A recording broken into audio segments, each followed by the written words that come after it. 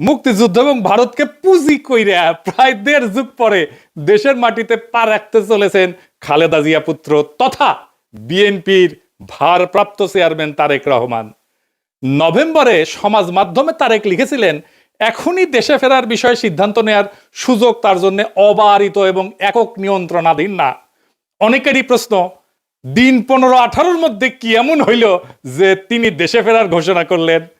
বাস্তব হইল, মানে এখানে কইছে কেন দেশে ফেরার ঘোষণা করলেন, এটা কইছে এখানে বাস্তব হইল নয়াদিল্লির সমর্থন অনেকটাই নিশ্চিত করে ফেলেছেন বিএনপির ভারপ্রাপ্ত চেয়ারম্যান।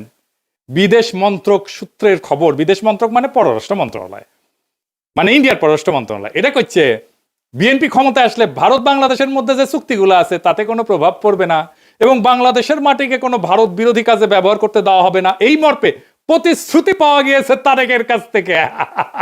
কি মজা!